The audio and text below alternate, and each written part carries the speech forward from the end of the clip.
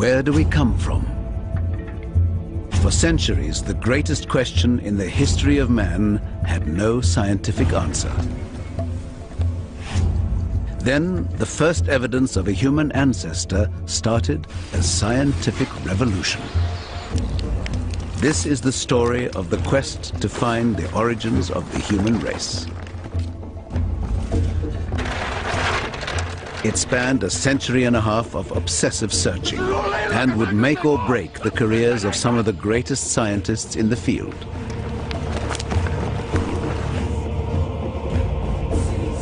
For the lucky few, chance discoveries opened a window on the hidden world of our ancestors. This is it! From the tiniest fragments of the past, the full story was slowly pieced together. Spanning 300,000 generations, over 3 million years. It is the story of our progress from ape to man.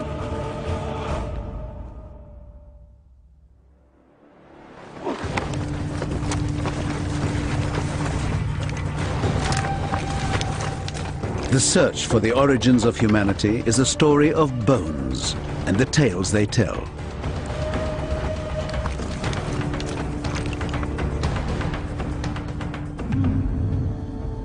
The first chapter began here, 40,000 years in the future, at the entrance to this cave. With the discovery of this man.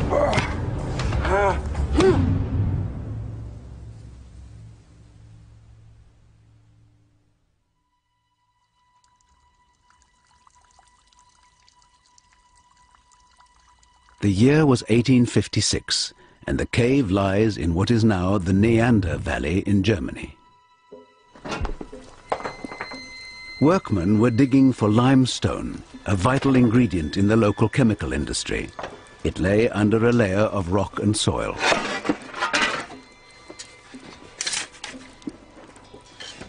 The men were paid a few pence a day to remove the surface layer, and everything was thrown away.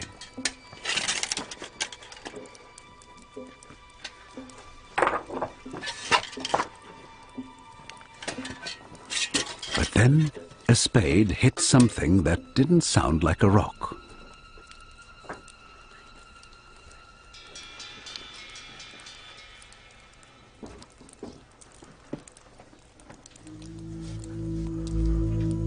The shape looked like the top of a skull, and thinking it might be a murder victim, they stopped work to show the foreman. Hast du etwas gefunden? Ja. Was ist denn das? It was interesting, but he'd seen this kind of thing before and was happy to send it the way of all the other bits of bone they'd found, to be smashed up with the rocks.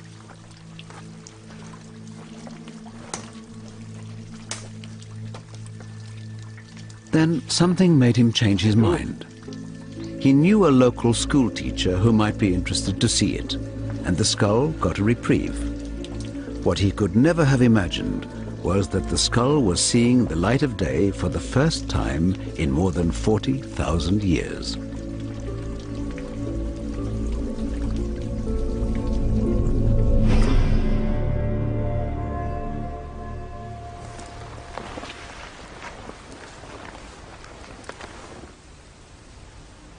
In Western Europe, 400 centuries before Christ, the original owner of the skull was a living, breathing being, a hunter, a tribal leader, a father of children, and a member of the most successful species on the European continent at the time. Neanderthal man.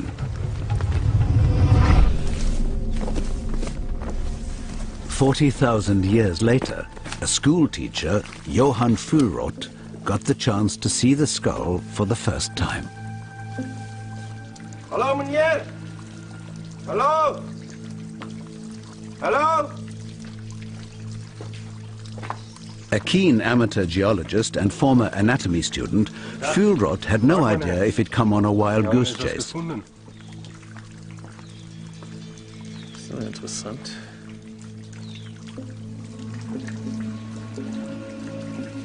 The moment he saw the skull, he knew instinctively that this was something extraordinary.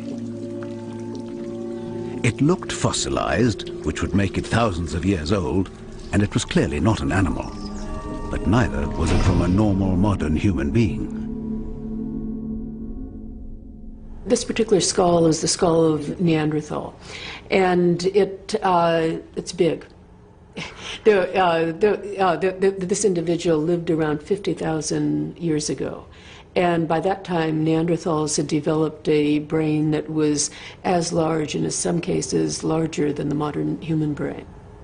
You notice that it's rather long and low, and it's almost as if you grab the front of a human face and pull it out.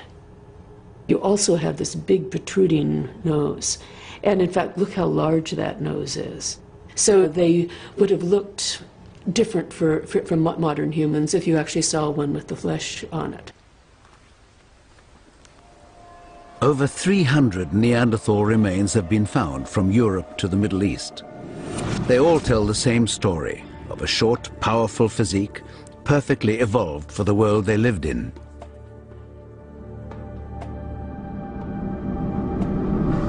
A tough place. Europe was in the early stages of the last great ice age. Within a few centuries, this land was under a glacier half a mile thick.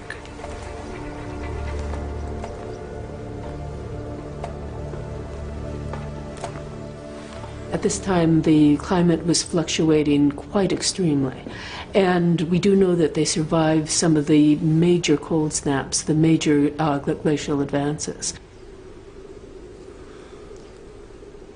The only way to support advanced life here was with a high-protein meat diet, and that meant learning to be a good hunter or starve.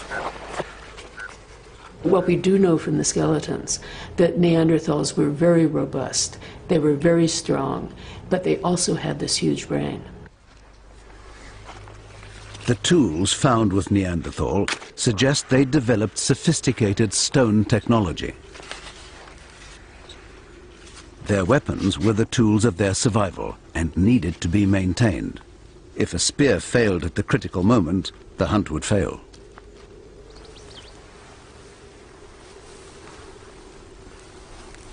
Neanderthal males seem to have supported loose family groups of up to a dozen. This hunting trip had already taken 3 days and covered 10 miles with no sign of any prey.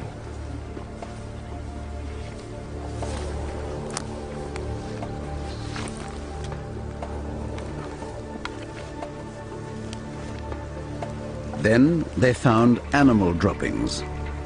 Neanderthal nasal cavities are unique among hominids, suggesting a highly evolved sense of smell, and they recognized the scent of red deer. Rubbing the droppings on their skin helped to disguise their approach, if they could catch up with the deer.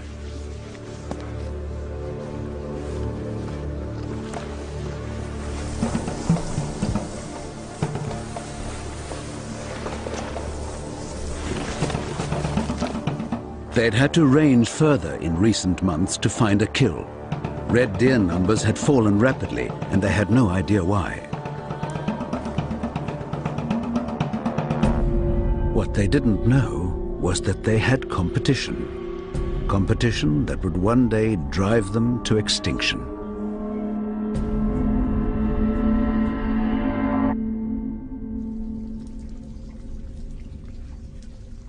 Victorian scientist Johann Fuhlrott held the evidence of an unknown ancient species. Wo habt ihr das gefunden? Wir haben es dort gefunden. Und was war da sonst noch? Vielleicht noch ein Bein. Zeig mir bitte. It's hard even to guess what the creature was without more evidence. Nur noch diesen Bein. And they hadn't got much. Und wo ist der Rest? Wir haben sie weggeschmissen. Hat's weggeschmissen? Ja. Wenn ihr jetzt noch was findet, schmeißt bitte gar nichts weg. Behaltet es für mich. Ja, meneer. Ich nehme jetzt erstmal diese 2 mit. Gut. Danke. Fuhlrott gave the bones to more qualified scientists. But even when more pieces emerged from the same cave, they completely failed to identify them. Opinions varied widely, from a barbarian who'd fought the Roman legions to a lost Russian Cossack, even the victim of some unknown congenital deformity. But a new idea began to take center stage. Fulrott himself suggested Neanderthal might be an early ancestor of modern man. To many Victorians, this seemed the most absurd notion of all.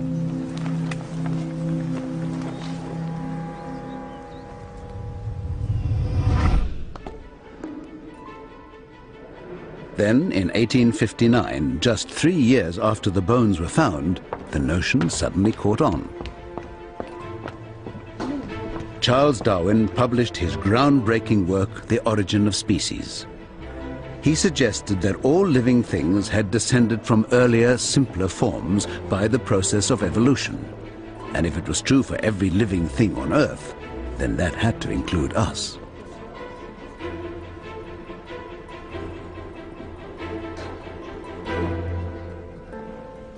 1859, Darwin publishes The Origin of Species. And a lot of people think that this book was paid attention to, but it wasn't. Most people couldn't care a jot about whether a fish evolved into an amphibian. No one cared. The big question, the question that everybody wanted to know is, where did we come from? And it's in the 1850s and 60s that science steps to the plate and says, I'm going to give you the answer. And boy, did they give us an answer. If humans had evolved from a simpler form, the implication to the scientific mind was obvious and disturbing. Humans could only have descended from apes. The impact on the Victorian psyche was profound. Many believed the theory of evolution made them little more than animals. Darwin stayed away from that question. He knew he was going to get into trouble. He writes to friends and says, I'm not going to talk about that. Far too controversial. And it's up to other people, new scientists, a younger generation of scientists, coming on in the 1850s and 60s, seeing an opening, seeing that they could make a career if they were to answer this question, where do humans come from? Inspired by the Neanderthal bones, evolution became the hottest topic of the age.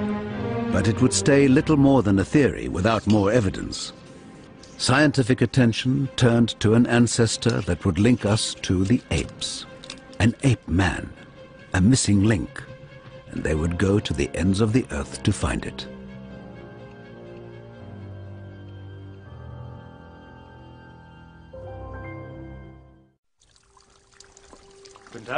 In the late 1800s, the world of science had become obsessed with the idea of a missing link between apes and man.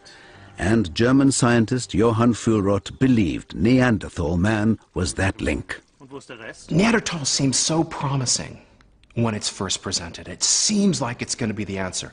But on closer inspection, it starts to fall apart. Most importantly, the key fossils just seem to be too much like humans. Neanderthal, at best, is a man with some ape qualities.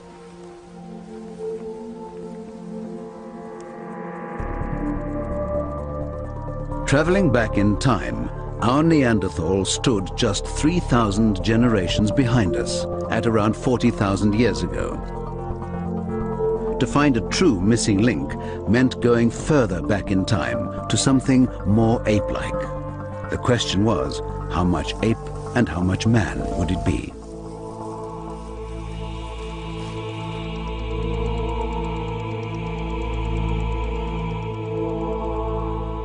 I think the idea of a missing link came from a very simple view of evolution, and it's not surprising it was simple because, of course, these ideas were in their infancy.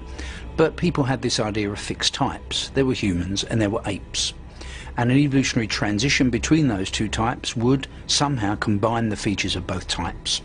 There was no real conception that evolution could operate over vast periods of time, and there could be complex mixtures of characteristics. So people were looking for something essentially that would be halfway between a living human and a living ape. But where would the evidence be found? By the 1880s, it was believed this had to be where apes and primitive people lived side by side. And so the search moved from Europe to Southeast Asia and the Dutch island colony of Sumatra, home to both man and ape.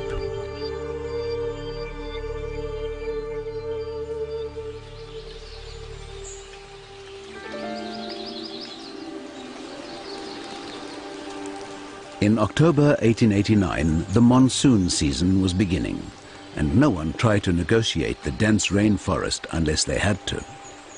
2 years ago, Eugène Dubois had a promising career as a doctor in Amsterdam, but his obsession with human origins had led him to take up the challenge to find the missing link. After abandoning his career and his civilized European home, the great dream had turned into a nightmare.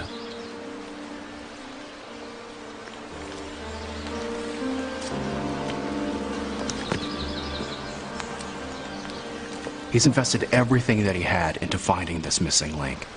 Dubois was the worst kind of person to go out to the field because he had no experience. He doesn't know how to teach his crew. He doesn't know how to take care of them. They're out in the field. It's raining. It's a complete shambles. He'd found caves which he hoped would produce the fossils he was looking for. They hadn't. His engineer had given up digging, and all but a few of his convict laborers had run away or were sick. To make matters worse, Dubois had malaria. The same deadly disease had already claimed the life of his first engineer, and he was about to lose all patience with the second.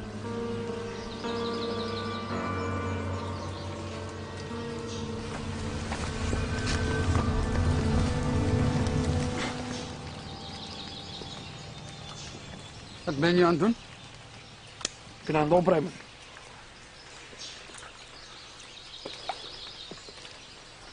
Je moet betalen om dingen te vinden. Wat heb je nou eigenlijk gevonden in de afgelopen 2 weken? Hm? Genoeg. Daar is dit. His engineer had just lost his workmate and he hadn't been paid for a month. But this meant nothing to Dubois. Poor Eugene, he desperately wants to find something, desperately wants to make a name for himself. He comes up with absolutely nothing. After months in the jungle, Dubois had just a few animal fossils to show for the time and money he'd spent. Is dit? Is alles? Ja, meneer. Maar dat is net niet goed genoeg. Dubois had many trials and tribulations, and someone who was not as driven, not as determined, not as obsessed, I'm sure would have given up and gone home. Daar is niks. We hebben gezocht. En dan kijk ik toch weer. Kijk zelf. Sorry. Er zijn genoeg mannen daar. Ik weet niet wat ze voor heel zo lelijke werkers denken. Oh, vind er een dan! Wat? Je hebt niet gehoord. Vind een dan. Goed dan. Dubois realized his attempt to find the missing link here had failed, and he fired his engineer. Goed dan!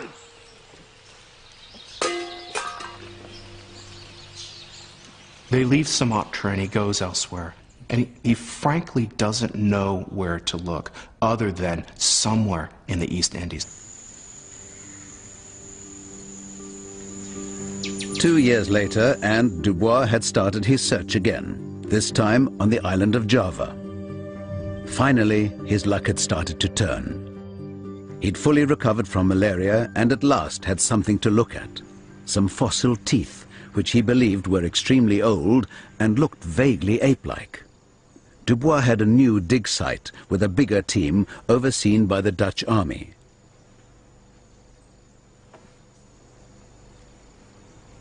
Every so often they brought him material they thought might be of interest, and one day, in October 1891, he got another batch.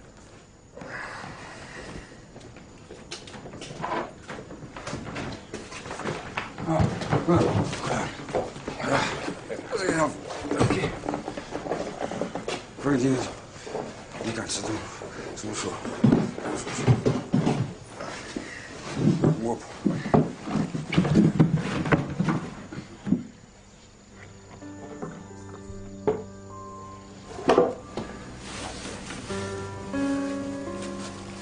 It contained a fossilized skull.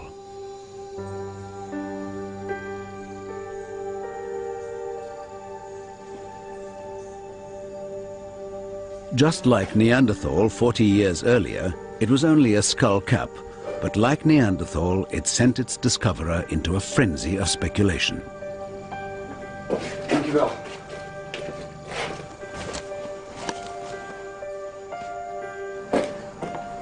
The surrounding forests were home to a variety of apes, but he knew that this was not from any known ape. It was too fine. The brain cavity was clearly large, yet obviously not a human skull. So, could it be an early human ancestor, closer to our ape-like origins? The only thing he could compare it with in his mind was Neanderthal.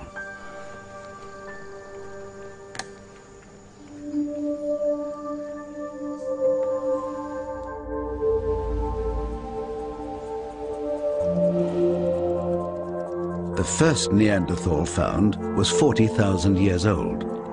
Unknown to Dubois, his find was roughly 20 times older, between 500,000 and 1 million years old, much more primitive than Neanderthal. But was it any closer to being the missing link? The key, Dubois believed, was the size of the brain. He had a precise mathematical model to determine the missing link.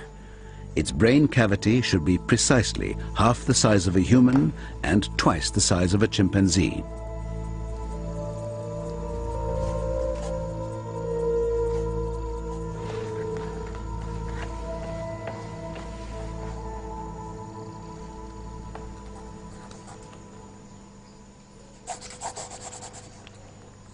But when he calculated the brain cavity of this skull, it was the wrong size. Too big for the halfway point, therefore too big to be the ape-like creature he had imagined. And more evidence emerged from the site which simply added to the confusion for Dubois.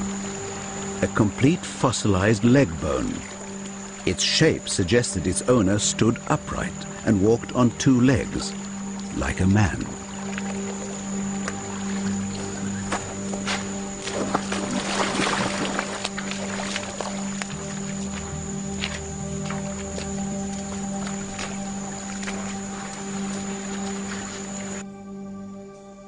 Dubois couldn't change his evidence, so he changed his model. He decided that the missing link had to have a brain almost as large as our own. And he was so convinced by his meager evidence that he wrote to the Dutch colonial government announcing that he'd found the missing link.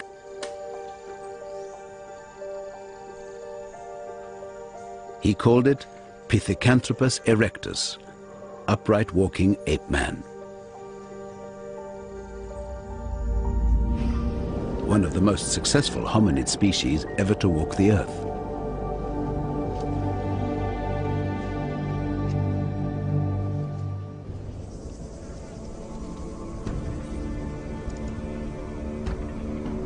In Africa, 800,000 years ago, and 10,000 miles from where Dubois found his upright walking ape, this is the same species, today called Homo erectus, upright walking man. They'd been able to colonize Africa, Asia, and beyond thanks to a unique combination of physical and mental qualities.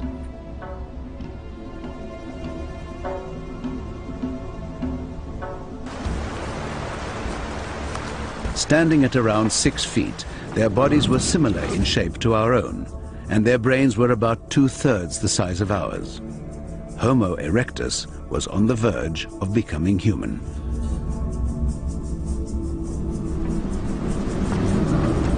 One of the main reasons for this was diet, because for the first time in our evolution, we had access to the concentrated protein of meat. Yet there's no evidence that Homo erectus was a true hunter. This antelope was most likely scavenged from a leopard kill, the spears used to drive away the predator.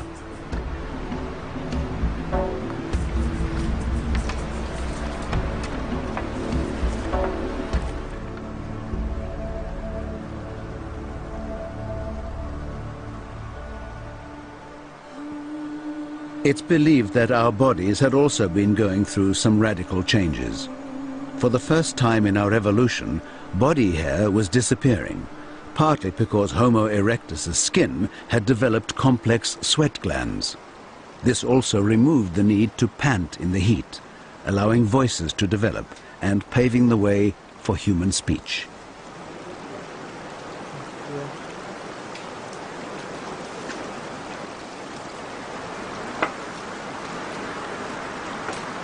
But it's their stone tools that showed how advanced Homo erectus had become.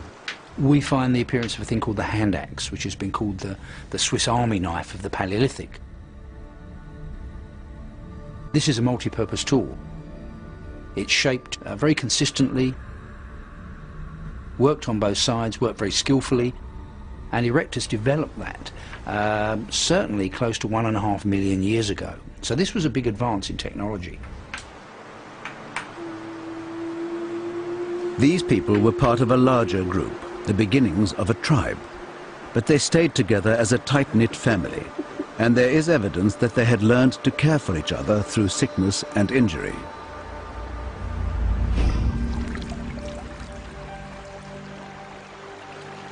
The leg bone which Dubois found in Java had an unusual scar, showing clear traces of damage and repair. It's incredible. It seems to have broken at one point and healed. So whoever it was that owned this leg not only was severely injured, but repaired it in their own lifetime. And that's important because if you broke your leg out in the wild, you'd be dead. You'd have no chance of survival, except if you were with a family, if you were with a village, if you were in a society. There's a family system around that individual. There was safety within the family, but the family itself was never far from danger. Leopards used the same rock shelters. As darkness approached, they would become vulnerable, spears or no spears. And a storm was brewing in the hot afternoon that could bring an unwelcome predator in search of shelter. But this storm might also bring something else. A new weapon that shifted the balance of power between our ancestors and their competitors.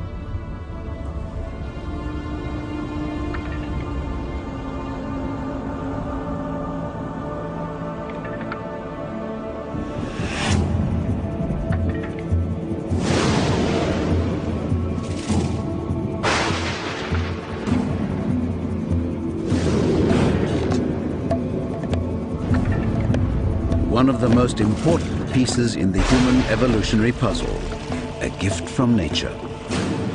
Every animal on Earth that had ever encountered fire had run away from it. Homo erectus was at a crossroads of human evolution. If they could do the unimaginable and conquer their instinctive fear, they would harness a new power. They just needed the nerve to reach into the blaze.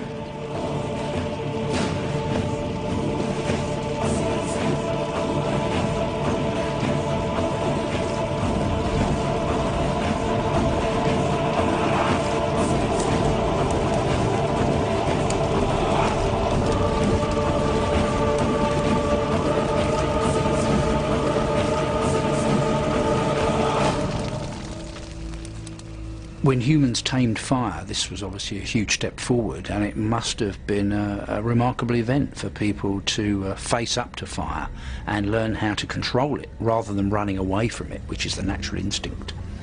And once they could do that, once they could capture fire and eventually even make it at will, this was a huge advance. The impact of fire was enormous on human evolution.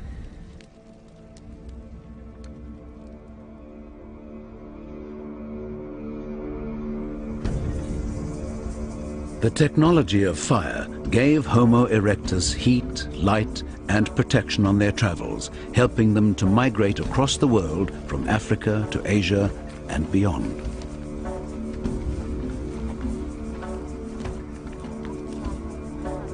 This is how Eugene Dubois came across their fossil remains in Java.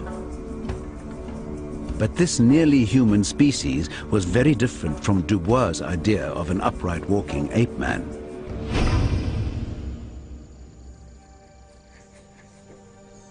In his mind, he'd found the perfect mix of ape and human characteristics for a missing link. Wees my so bietjie. All he had to do was convince the rest of the world. Lekker bietjie snaaks. And it wasn't going to be easy. I think he must have thought that the world was ready for this, and when he announced it, the world of science would be at his feet for making this great discovery that the world had been waiting for. And of course it didn't work out like that, because when Dubois actually tried to publish the material and showed people the material, their view was that it was too ape-like to be a missing link.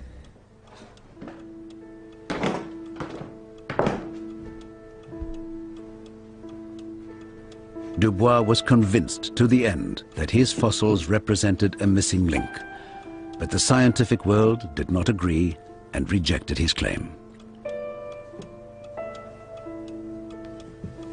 Because he never attended his own dig, he couldn't even prove his pieces belonged to the same creature. The verdict of most experts was that the leg was human, but the skull looked like an unknown species of ape.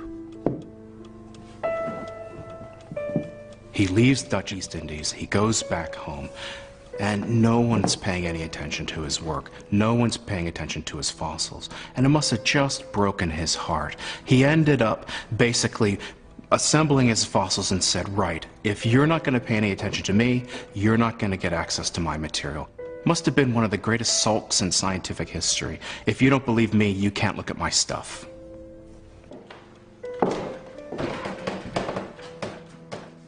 The scientific world ultimately recognized the true value of Dubois' discovery, but not for several decades.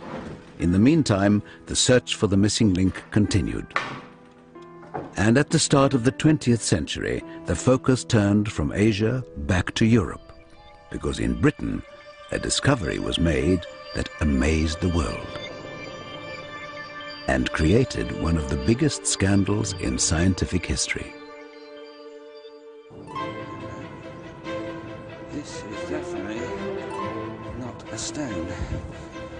Arthur, look, look. Teeth. What? Suddenly, a new contender that fitted the idea of a missing link perfectly. In fact, it was almost too perfect. Well, Dr. Watson, what do you think? But then, forgeries often are.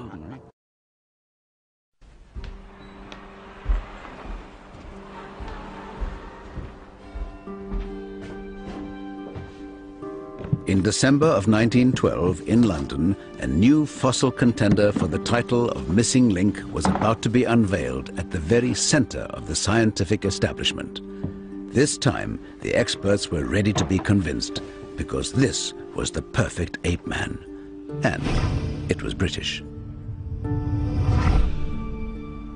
There was this tremendous rivalry between Britain and Germany building up to the First World War, both nationalistic, artistic, and certainly scientific. And the fact that Britain had nothing to match the Neanderthal find, I think, was a factor in the success that Piltdown had. Once it was delivered, here was evidence that we could match anything the Germans had. There was a sense of expectation among the eminent guests of the Royal Geographical Society, and Charles Dawson was about to become the most celebrated fossil finder in the British Empire. Gentlemen, may I introduce you to Piltdown Man. The reconstructed skull showed the exact combination of features everyone had expected to find in the missing link. What they felt at that time, that the essence of humanity, the essence of being human, was the large brain size. And their concept of the missing link was a large brain mixed up with some ape-like characteristics. And this is, of course, what Piltdown Man was. So, is Piltdown Man just another early man? On the lines of Neanderthal? I think not. Why? The jaw. What Piltdown delivered was what many British experts were hoping for. Something that seemed to have a large brain in a modern-shaped brain case, although rather thick and primitive, and In the jawbone, we have evidence of a much more ape-like jaw and teeth. And this weird combination was what actually some British experts had predicted, that the brain had grown large early on in human evolution, but the teeth and jaws lagged behind. And Piltdown seemed to show that, and what was more, it was British. 3 years earlier, the first piece of Piltdown Man had emerged seemingly by chance. Workmen digging a road had found what they thought was a coconut and casually smashed it. It was Piltdown Man's skull.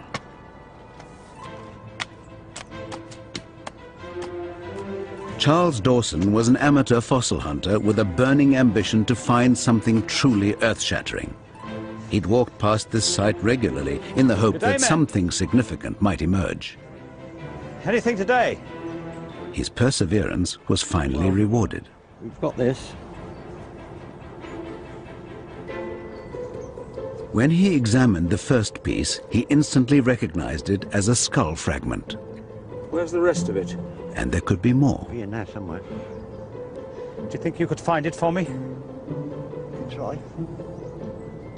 Agreed? I say yes. Yeah. All right? Good. Dawson knew he was onto something at last. But to get maximum exposure for his find, he knew he'd need to involve an expert.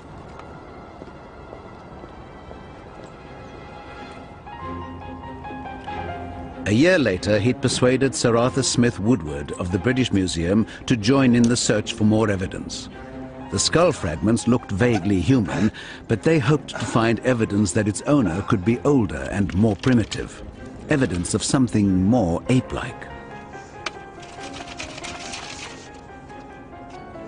And in a surprisingly short time, they'd found it. This is definitely not a stone. Arthur, look, look. Teeth. What? We've got teeth. The evidence seemed conclusive, and with Smith Woodward's support, Dawson felt able to make his boldest claim. It is my conjecture that what I have termed Eanthropus dawsoni, Dawson's dawn man, is nothing less than the missing link we have searched for so long. Thank you.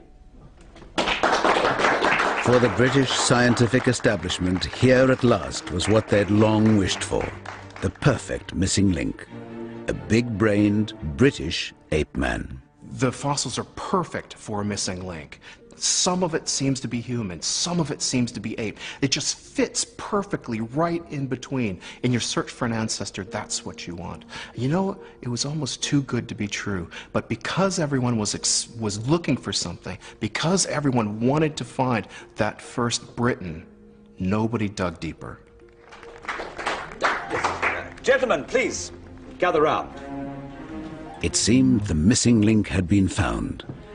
Yet while Dawson savored his moment of glory, his audience was unaware they'd all been taken in by the greatest hoax in scientific history, and it would take decades for the truth to be revealed.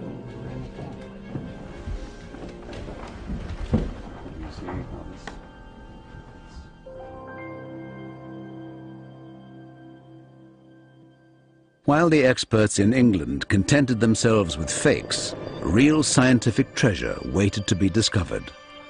But it was in a part of the world that no one at this time even cared to look. Southern Africa.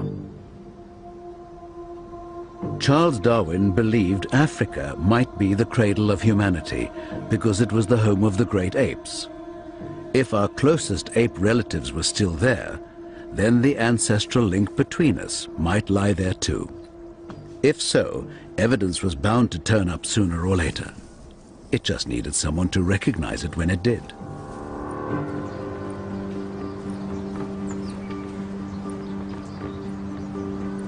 "31-year-old Australian doctor Raymond Dart had recently arrived in South Africa to begin his teaching career.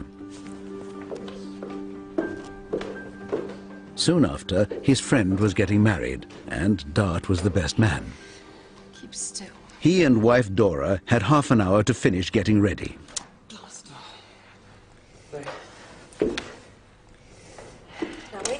put it back on.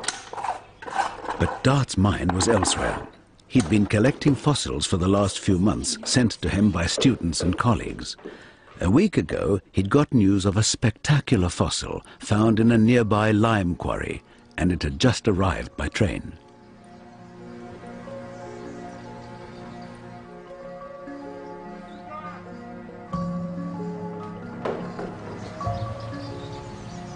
Thank you, gentlemen. Just leave it inside the door there. Thanks. Dart's wedding duties were just minutes away, but he couldn't wait. The promise of a spectacular find was too much to ignore. I'll be one moment. I'll be quick. I just want to make sure it is what I think it is. You can't go burrowing in boxes of rubble now, Raymond. You really, really can't. I won't take long. Raymond, please just leave them alone until tomorrow. I'll be quick.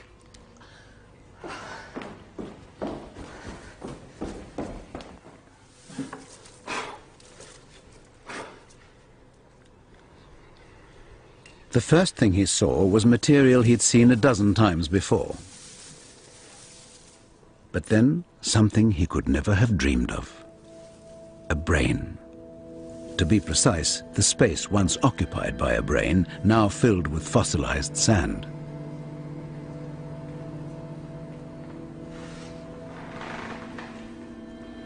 I knew at a glance that what lay in my hands was no ordinary ape brain. Here was the replica of a brain 3 times the size of any baboon, and considerably bigger than an adult chimpanzee. Yet it was not big enough for a primitive man. But whose brain was it?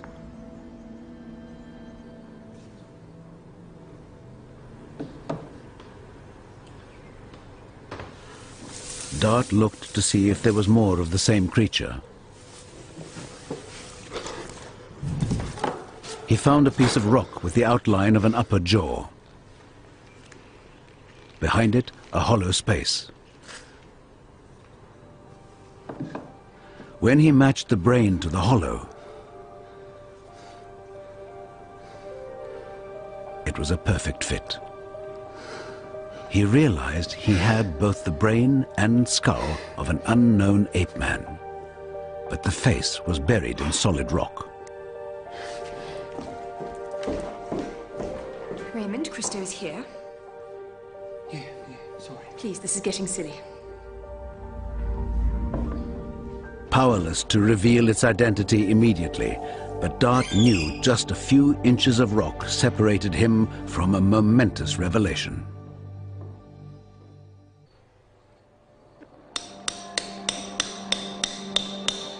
Raymond Dart had been sent the head of a fossilized ape man, which he hoped might be the missing link. But it was buried in a lump of solid rock. It took him 7 weeks of painstaking work to reveal its identity.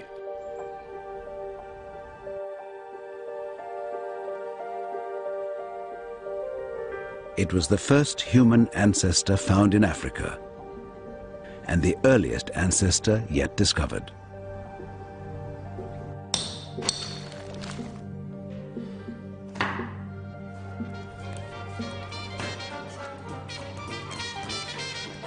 The moment of truth came on Christmas Eve, 1924.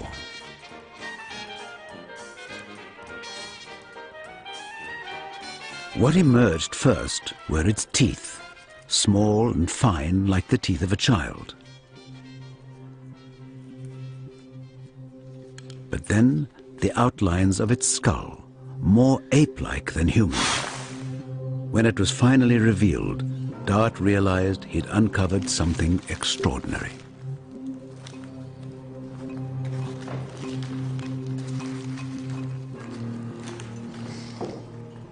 A combination of human and ape features that had never been seen before in the face of a child.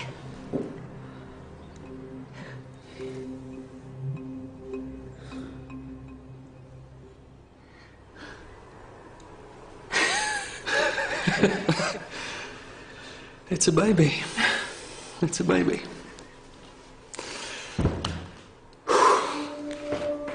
The fossil had been found in a limestone quarry at a site called Taung, so Dart called it Taung Child.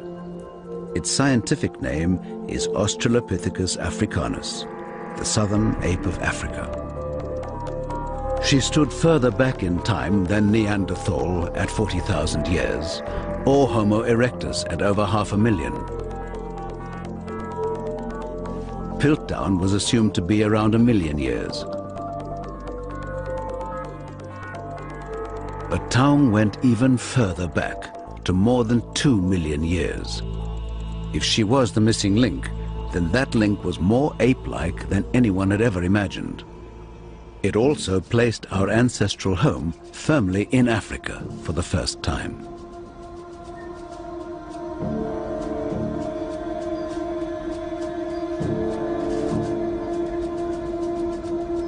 In South Africa, 2 million years ago, the world of Taung Child, just like the savannah today, was a place of food scarcity. There were no easy pickings.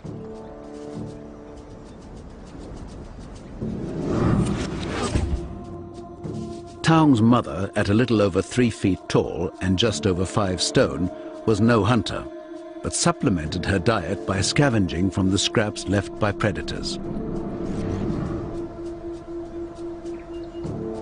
Like a modern chimp, she used rocks as a basic implement to break open bones for their rich marrow protein. But the predators she owed her lunch to were never far away. You've got saber-toothed cats, you've got giant hyenas, you've got hunting hyenas, a whole plethora of carnivores, very dangerous carnivores that we don't have anymore. And they would have all been eating or going after things like the Taung Child or even Taung's mother.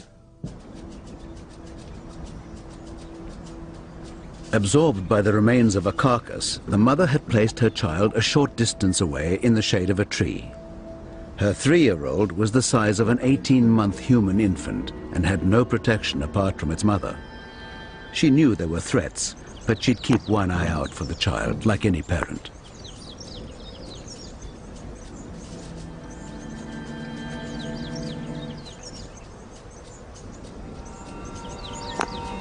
They definitely would have cared for their children. I mean, you see chimpanzees as the most caring of parents. There's no reason to say that Taung wasn't cared for. The problem with the Taung Child was it's probably just old enough and rambunctious enough that it was leaving its mother for stretches at a time.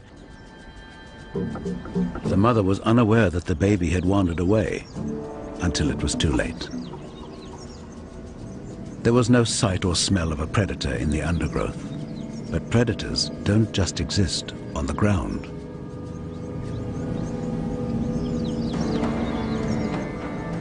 You've also got a threat from eagles.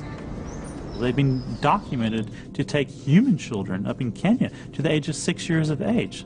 I mean, an eagle has these incredibly strong talons, greater, it's a lovely quote, greater lift-to-weight ratio than an F-15 fighter jet. The child was unaware of the danger from above. The mother saw the eagle and the child in the same moment, but couldn't get to her baby quickly enough.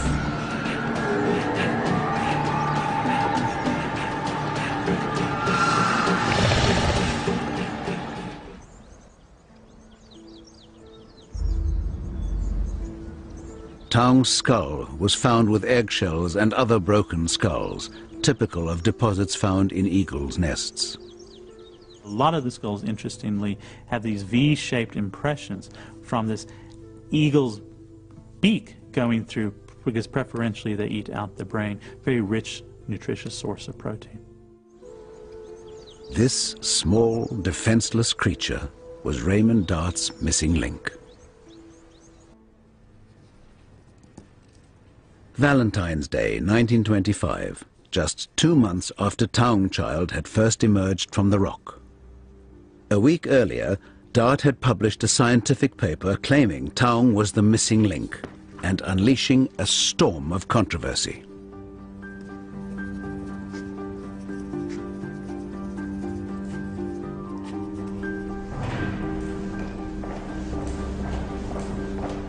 Dart thinks he's got the missing link. But there's also this Piltdown specimen that matches what the scientific establishment thinks. Brain growth was thought to have driven human evolution, and Piltdown had a large brain and ape-like teeth. But Taung had the opposite, a small brain and human-looking teeth. The whole mix of different features that you find with the Taung child really is quite interesting. It's a whole reversal. It's more like a man-ape than an ape-man, and it's a complete different mixture of features that the world hadn't seen and the world actually wasn't ready for. Have you seen Professor Dart? The biggest experts in this field all backed Piltdown. Any sort of voices of doubt were generally just overridden by the authority of these people. Dart's publication directly contradicted the scientific establishment. Could anybody tell me where I can find Professor Dart? He sent it to London to be reviewed by the world experts, the same experts whose views he contradicts. And these so-called experts dismiss it because they've got their money on the other horse. He had one ally in his struggle for recognition, Dr. Robert Broom, like Dart, an anatomist and fossil collector. Broom had the reviews from London. Raymond, I thought you'd be interested in these. Some responses to your short paper in Nature. There's one there by Sir Arthur Keith. What does he have to say? Not very encouraging, I'm afraid. He places Taung in the same subfamily as gorillas. What? How? Well, he says here, the brain is clearly too small to be a human ancestor. The experts lined up to condemn Dart's description of a fossil they'd never even seen. How can he know what's too small or too big? How can he possibly claim that a human ancestor's brain had to be a particular size? What's his yardstick? A standard size bowler hat? What's the matter with it, Robert? Do they think I'm making it up? So what went wrong for Raymond Dart? Wrong man, wrong place, wrong thing. He's the wrong man. He's an Australian. He's not part of the establishment. It's the wrong place. Southern Africa. Everyone's expecting another place, either Europe or Asia. It's the wrong thing. He calls it an ape. Everyone thinks it's an ape. Well, if it's an ape, where does it fit in the story? Taung is showing so many points of affinity with the gorilla and the chimpanzee that there cannot be a moment's hesitation in placing the fossil in this living group. How can he say that? I don't know. Smith-Woodward dismisses the whole thing out of hand. He says that Taung certainly has...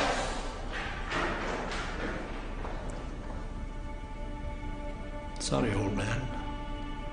Dart has made probably one of the most remarkable discoveries of the 20th century, and the scientific establishment completely discounts it, discredits his find, and literally puts it in a box or a suspense account for 25 years.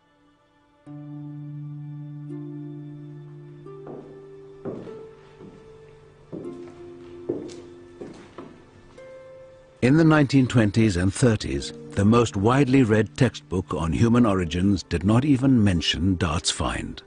His work was not taught in universities. Dart had suffered an incredible amount. I mean, Dart was really put in kind of scientific obscurity. And it really is not until the late 40s that he starts, again, once that tide of opinion starts to turn and shows that he was actually correct. It took a quarter of a century of digging in South Africa's limestone caves to produce the evidence Dart needed. By the late 1940s, a dozen fossils similar to Taung Child finally proved he was right. So, what had become of Charles Dawson and his Piltdown man?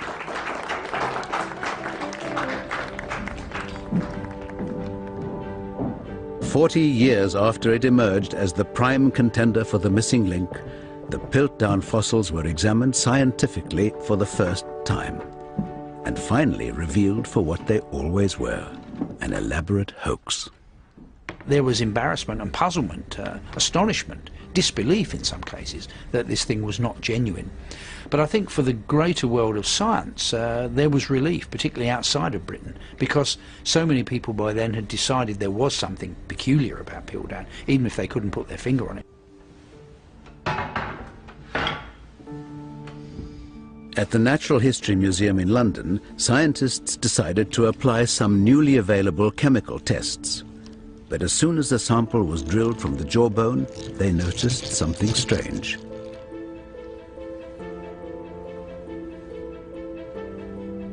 The distinct smell of burnt flesh. This could only come from organic bone, not fossil. So the jaw couldn't be more than a few thousand years old. And clear marks could be seen on the surface of the teeth. Scratch marks. Originally from a modern ape, they'd been filed down to look human. The entire assemblage, stained to look old, was a forgery. It has never been proved who the perpetrator was. But with the demise of Piltdown, an old idea died with it, that a big brain was the defining factor in the missing link. Something else had to come before the evolution of a big brain. A new theory replaced the old. What defined the beginning of humanity was not brain growth. In 1915, a young boy named Louis Leakey was looking for stone tools near his missionary home, the beginning of a lifelong obsession that led Leakey to revolutionize the story of human origins.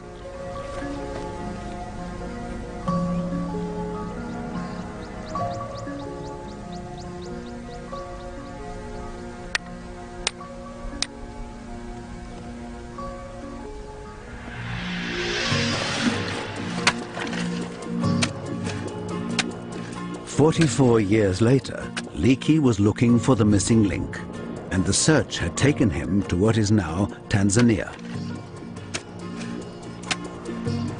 Leakey had persuaded the scientific world that what defined the first human ancestor was tools. Now, all he had to do was find one. He was supported by his second wife, Mary, and her son, Jonathan, just out of school. Oh, you got something, boy.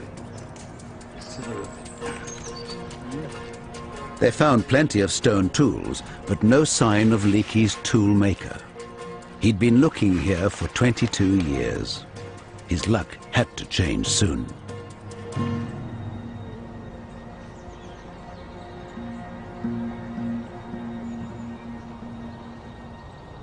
On the 17th of July, 1959, Louis Leakey was laid low with the flu. Major work at the dig site had slowed while he recovered, but it was a day that would make his career. In the cool of the early morning, Mary took the opportunity to walk her dogs and headed away from the camp.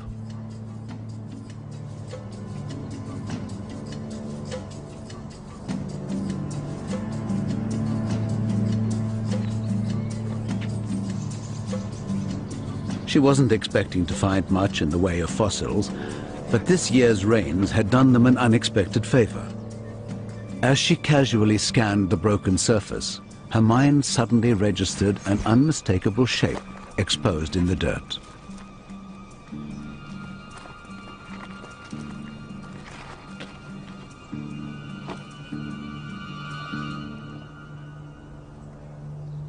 The top of a skull.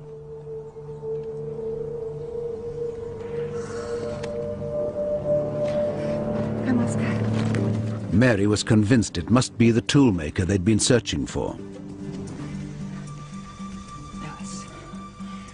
Lois, darling, please wake up. I found something very important. Darling, please, I know you're not feeling well, but try and wake up. What have you found? I don't know. That's why I want you to come and have a look. You're going to have to help me.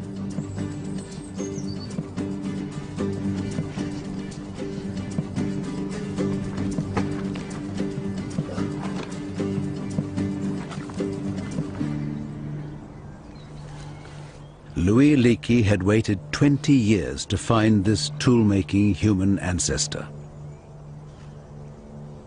Well done, my dear. You have better eyes than me.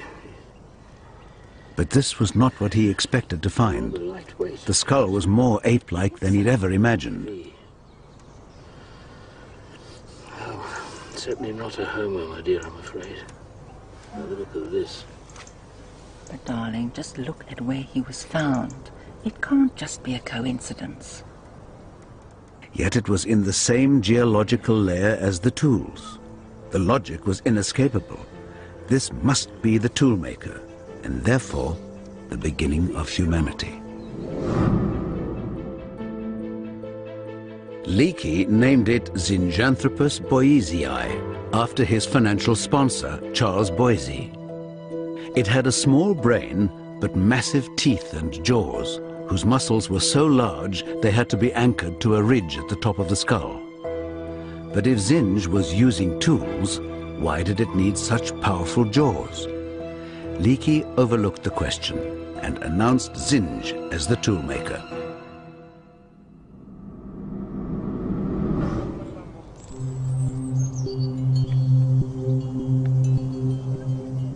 For a year, the scientific world accepted Zinj as the tool-making missing link.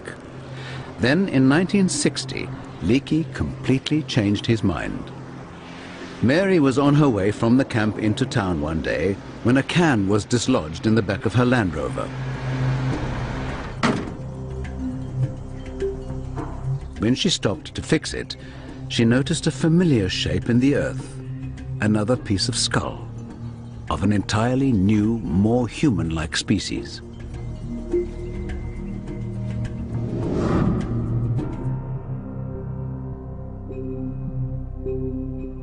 Leakey decided that this, finally, was his long-lost toolmaker.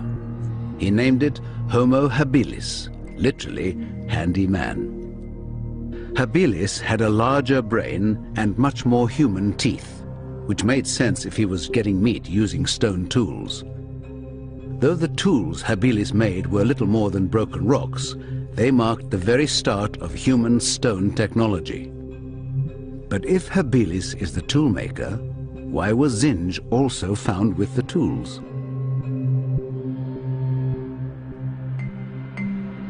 Leakey has stumbled across an incredible discovery, and that discovery is humans and human-like organisms coexisting in Africa at the same time. By the early 1960s, the whole model of human evolution was called into question, and with it, the very idea of a single missing link. For over a century, the model of human evolution had been a simple, straight line. It began with a lower evolutionary form, an ancestral ape, and ended with the most advanced creature on Earth, the modern human being.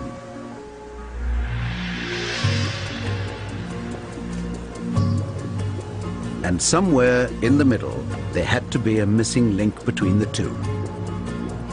So, when Leakey found Zinj, it took pride of place. Until a new candidate arrived. All of a sudden you have Habilis, this more human-looking animal.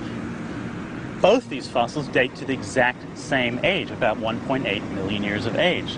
So what do? You have to remove Zinj from the human line, and you have to place them in different lines. And what is most amazing thing, in the same valley, within meters of each other, you have two species living side by side. And that changes or makes a whole paradigm shift in how we view human evolution. And so this line is all of a sudden broken apart. Suddenly, what had been a single line of descent had been replaced by a series of lines that connected to form a giant family tree. In the years between 1925 and 1965, over 100 hominid fossils were found and categorized in South Africa alone, and they can all be placed in relation to each other by accurate dating. Some species are evolutionary dead ends, while others appear to be part of a line that leads to humans. But a number of human-like competitors occupied the Earth at the same time, with several routes to humanity. The only way to cut through the confusion is to go further back in time, to the root of the human family tree.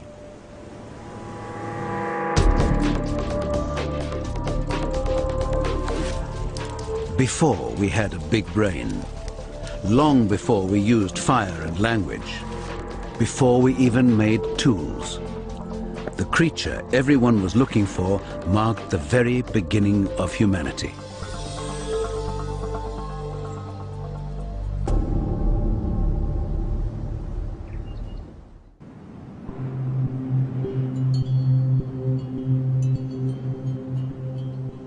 On the 30th of November 1974, an American-led team was searching for the oldest human ancestor on Earth.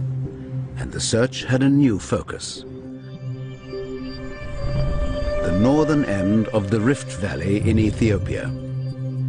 It was then possible to date rocks very accurately, so it was possible to be more precise than ever before about where to dig.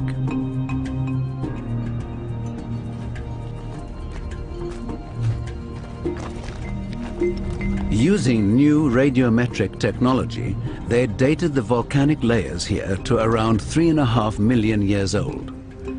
Team leader Donald Johansen was a rising star in the world of anthropology. He knew Dart's Australopithecus africanus lived over 2 million years ago.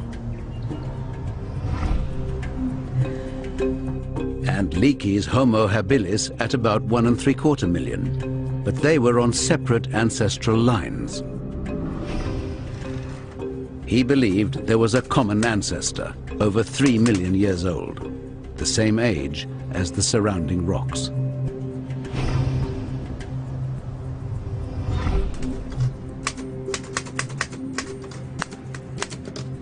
Johansen had been kept away from any digging by essential paperwork, a chore he was determined to finish. But his colleague, Tom Gray, returned from the site with other ideas. How's it going? Actually, very boring. There were areas they hadn't surveyed for a while, away from the main dig. You need a break? I was thinking of taking a hike out to Bed 3. Yeah? You want to come? I don't know. I gotta finish this. I mean, this is pretty urgent. I gotta do something. The urge to do what he came here to do finally got the better of Johansen. Let's go. He made a decision that changed his life. They headed away from the site to explore a couple of isolated gullies. They had no idea they were just a few hundred feet from the greatest fossil find in history.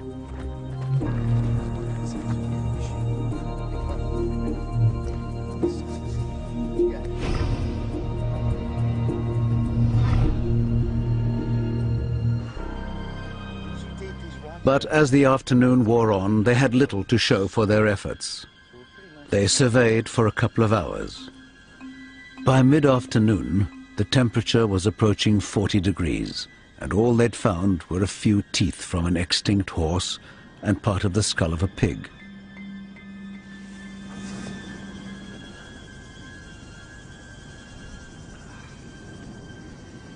They decided to head back to camp. But Johansen had a hunch to look again in an old gully on their way back. Hey, Tom, this way. It had been thoroughly checked before and produced nothing.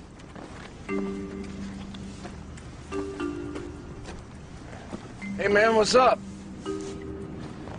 But today, something caught Johansen's eye. Come here, Tom. A shape in the dirt that just seemed too regular to be a stone. See that? It was a fossilized arm bone. That's an arm. It's a hominid arm. And there was more. That's hominid too. Parts of a small skull. jaw, pelvis, arm. Oh my God, this is... In all, nearly 50 pieces of fossilized skeleton. Watch your feet. What do we have here, huh? What's going on? I don't know where to stand, man. I know, don't.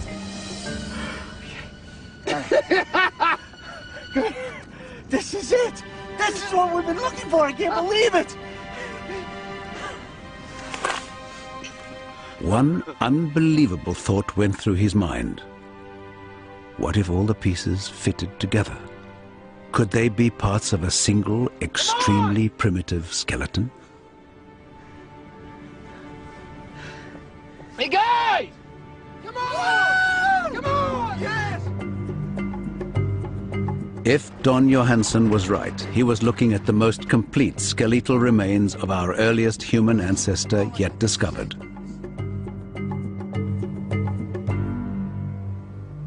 What makes this individual an absolutely spectacular find is that she's so complete.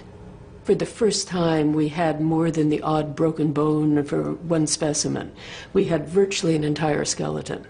What's missing on one side is present on the other side. I mean, it's so rare because these hominids didn't bury their dead. And in normal circumstances, if an individual died, the scavengers would come in, the bones would be dispersed. The mere probability that something is fossilized is extremely small. But to actually go in and find such a beautiful fossil of a complete human ancestor is really a once-in-a-lifetime occurrence. In the first few hours following the discovery, the scale of the find was hard for the team to grasp. But that night, in the wind-blown desert outside of Hadar in Ethiopia, the realization of what they'd found began to sink in. Here you go, man. Congratulations. Thank you, guys. Get yourself a beer. Okay. Guys, there we go. Inspired by a tape of the Beatles' song Lucy in the Sky with Diamonds, the new fossil picked up a name, Lucy. To Lucy! All right. To Lucy. Lucy. In Ethiopia, 3.2 million years ago, lived Australopithecus afarensis, Lucy.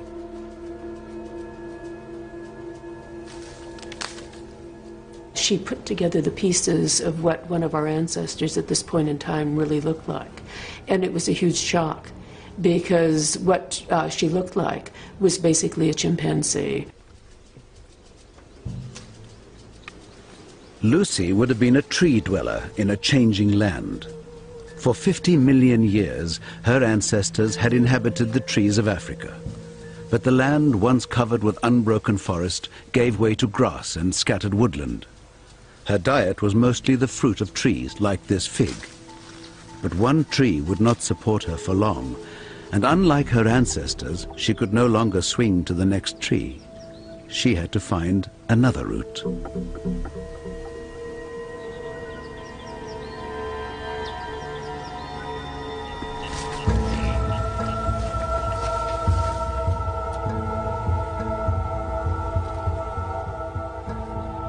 Lucy did something no ape had ever done. She stood up and walked on two legs. In her body and behavior, Lucy is in most respects an ape, from her diet to her small brain and habitat.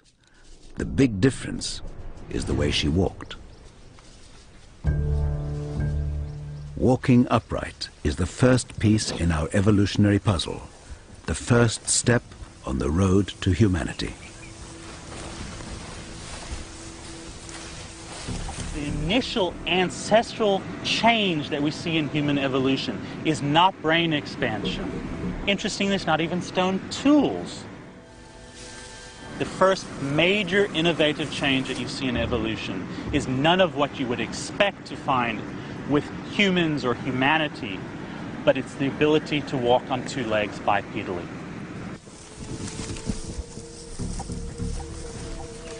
And it made the difference between Lucy surviving or not. She was on the constant search for food, and that meant finding new trees to feed in. She spent as little time on the ground as she could because she knew she was vulnerable. Lucy had no defense against leopards and saber-toothed cats, except the refuge of the trees.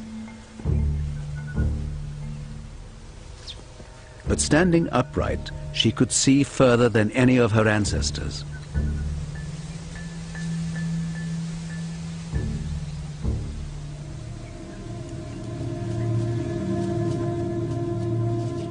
Sensing movement in the grass, she runs.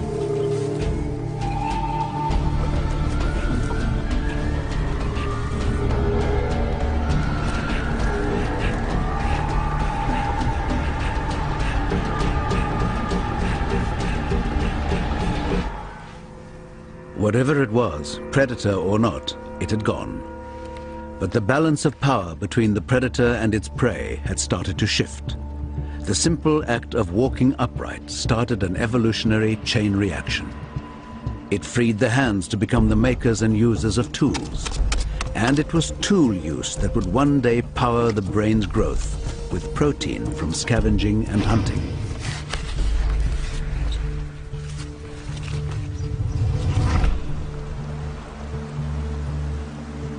But it all began here with Lucy. So, is Lucy finally the missing link?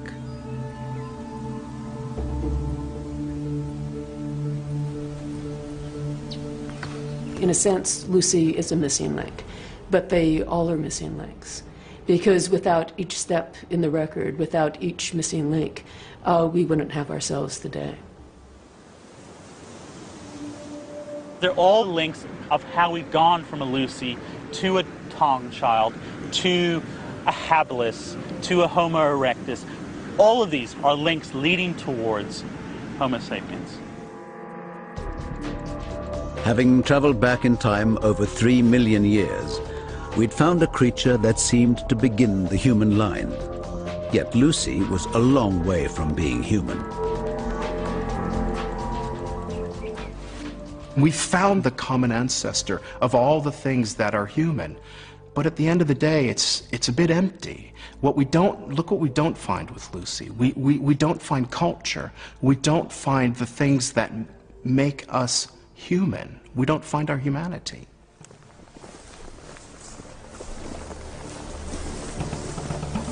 Science began to look again at our most recent ancestors.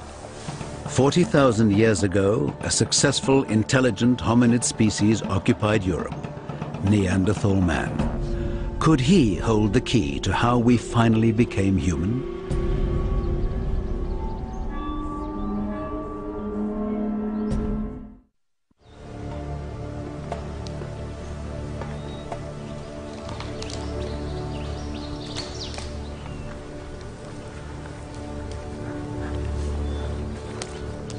"40,000 years ago, Neanderthal hunters on the scent of red deer in the forests of Western Europe.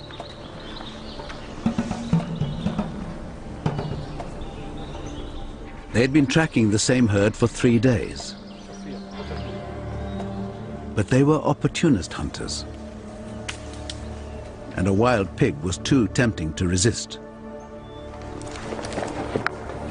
But they missed their first attempt, and the pig disappeared into the undergrowth.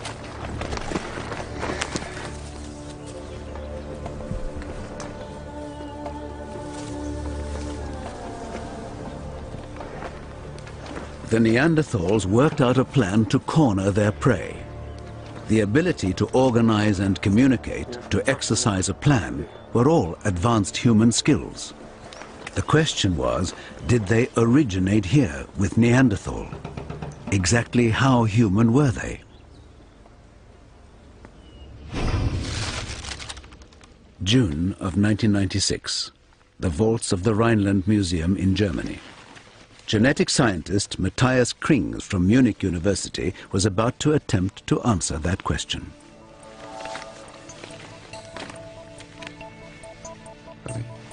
Good.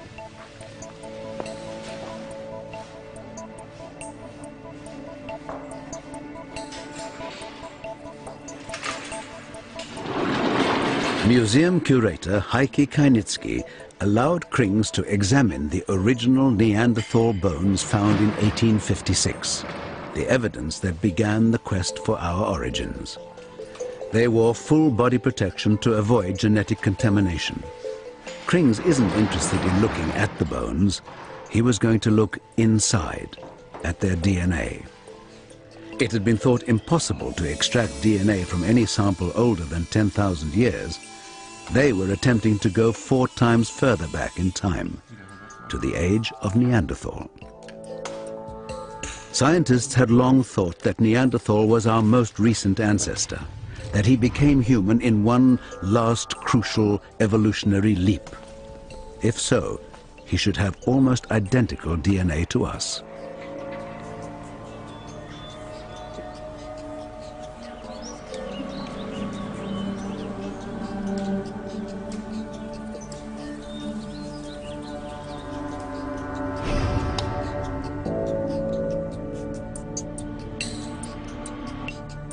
In Munich, Matthias Krings finally had the 2 sets of DNA results, Neanderthal and modern man. Und? Was siehst du? Was sehe ich? Ich habe keine Ahnung, was ich sehe. Das kann doch wohl nicht richtig sein. Between any 2 people, there should be an average of 8 differences in the same piece of DNA. 3, 4. But between the human and Neanderthal samples, Krings counted nearly 4 times as many differences. Das ist was anderes. Das ist was völlig anderes. Ich habe sowas noch nie gesehen. Mann, bist du dir sicher?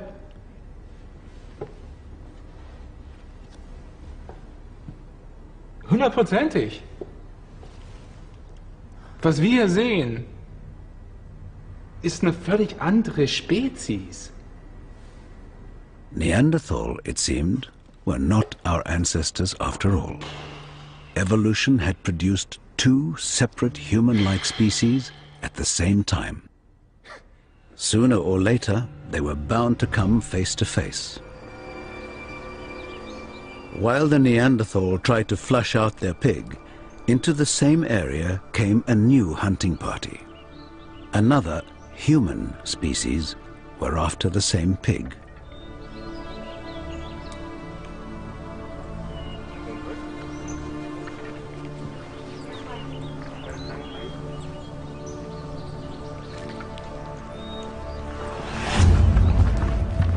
At the time Neanderthals went to extinction, we know anatomically modern humans, people like us, had also moved into Europe and were competing with them perhaps for those areas where it was slightly easier to catch the game.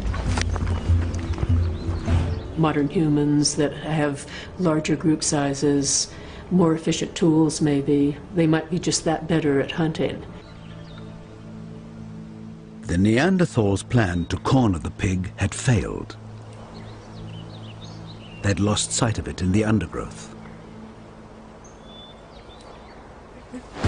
Then it seemed to have broken cover, further down the hill. In fact, the modern humans had got there first.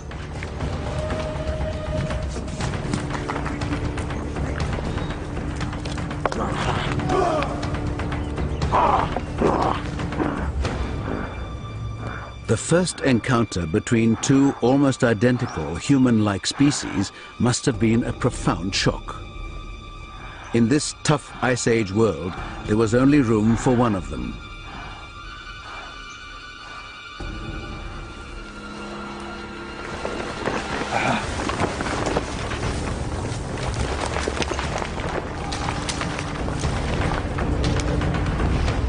"500,000 years ago, they shared a remote common ancestor, a descendant of Homo erectus. From their African homeland, their ancestors migrated across half the world, spreading as far as Southeast Asia and into Northern Europe. Here they would emerge as Neanderthal man.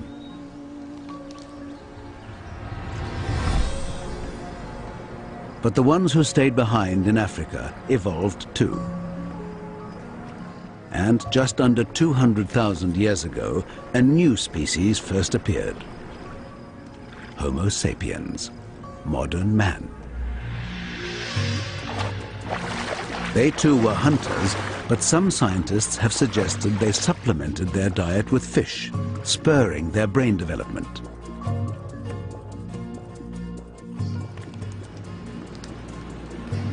The evidence suggests their culture developed faster, that their social groups became bigger and more complex, and driven by population pressure and climate change, they too migrated.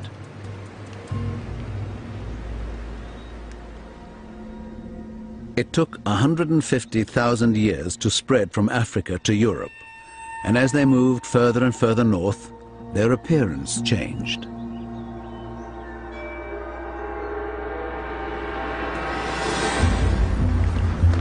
Eventually, they caught up with their long-lost cousins, the Neanderthals.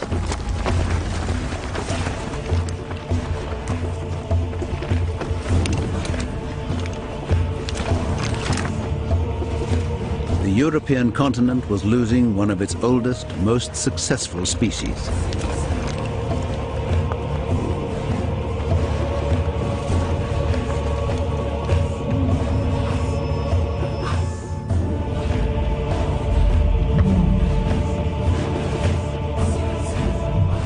Within a few dozen generations, the last Neanderthal was gone, and the world overrun by a species with better weapons, better organization, and greater numbers.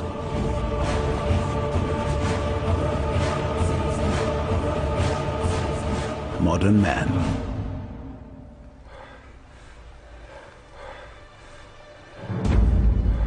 For the first time in our evolutionary history, we were totally alone. The last surviving hominid species on Earth.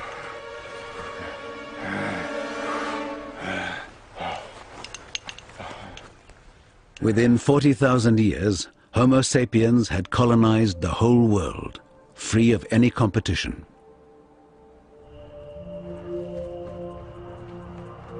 This is finally us, physically the result of 3 million years of change since Lucy.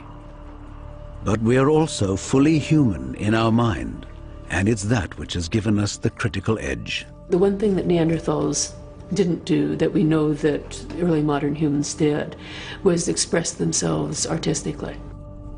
The social systems that humans have, the richness of communication between humans, not just speaking but symbolically, must be part of the success of modern humans, and it may well have given us the edge over Neanderthals and the other species that were here 50,000 years ago.